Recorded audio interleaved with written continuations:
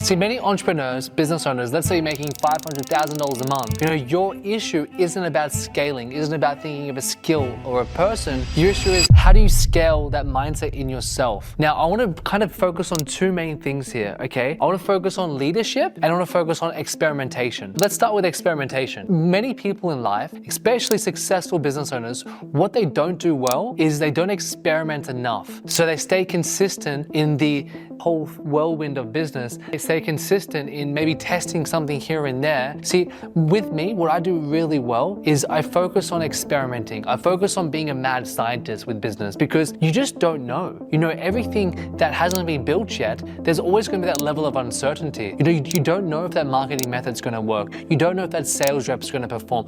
Everything is also guessing. It's also dropping the mindset of people actually know what they're talking about. Look at things like the president, celebrities, entrepreneurs, whatever it is. They don't actually know. Many things they're just guessing. It's like a formulated guess. They might sound like they know, they might be confident, there might be certainty behind their decisions, but they don't actually know. So I'm curious, if you're watching this now, whether you're a business owner that's making, 10K per month, 50K per month, 100K per month, whether you're making $1 million per month, start to learn to experiment more. See, everything in life that's rewarding is on that other side of uncomfort. It's the uncertainty. It's the thing that's going to drive you the most. For me, it's being experimenting in all decisions because you don't know if it's going to work if you don't try. It's almost coming to the sense of being that curious mentality. See, as we're children growing up, what we do really well is we're very curious, we're very engaging, we're very thinking like, what is that? What does this mean? What if I do this? What if I try this? But when we get older, we start getting more stuck in our ways. One of my clients, we're hitting, let's say 400, 500K plus per month, and then we dipped. It wasn't the point of a sales team, operations, flow, the market. It was literally the marketing team. They weren't creative enough anymore, and those juices weren't flowing,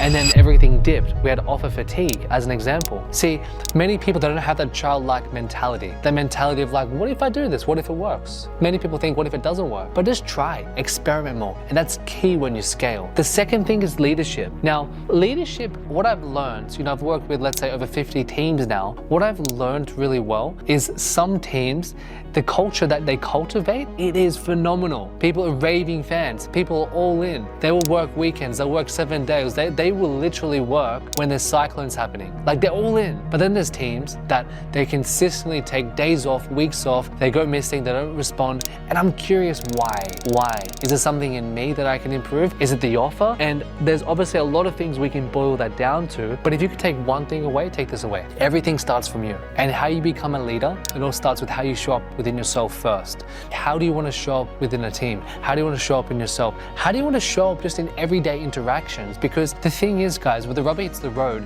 your team is a reflection of you. If you want to shape your team, you've got to shape yourself first. I cannot emphasize this enough. Everything is a reflection from you. When I got really good at sales, I got really good at inside of myself. When I got really good at influencing people, I got really good at influencing myself. The biggest sell that you need to make every single day, it's not the $10,000 deal that you have in your pipeline. It is yourself. It's the conviction in your own game. That's what's going to be the driving force for you, and that's what's going to be the needle mover. You got to ask yourself, what am I selling myself on? I mean, it's the belief of who you are. It's the belief of where you're going. It's the vision of where you're going. So I'll give you an example. Now, I want you to write this down. This is key. I spent $25,000 to learn this lesson from someone. So if you're on a cruise ship, every business is technically a cruise ship. Let's say you're the owner. You're the captain of the ship. You're the one that's driving the ship. For example, sometimes the crew members, everyone, they can see the island, they can see where they're going, they understand the vision of where they're going, but many times they can't. Now, if they go to the captain and then the captain also has no idea or no context of where they're going and they're not confident about where they're going, the team will stop performing.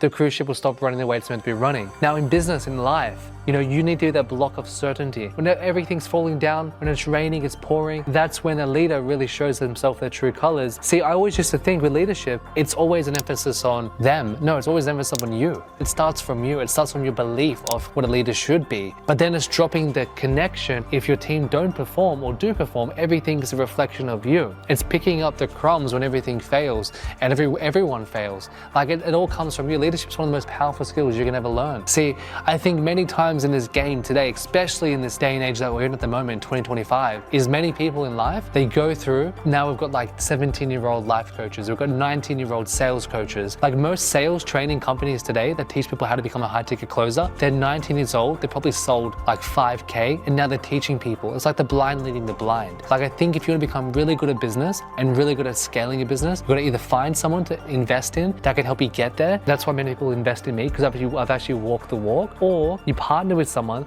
that can help you get there. That's key. If you're struggling to scale your business, obviously it's a conversation that can open up a billion different doors. But if you can just take away those two things, that's going to really help you and be that driving force for not just your own business, but just your life in general.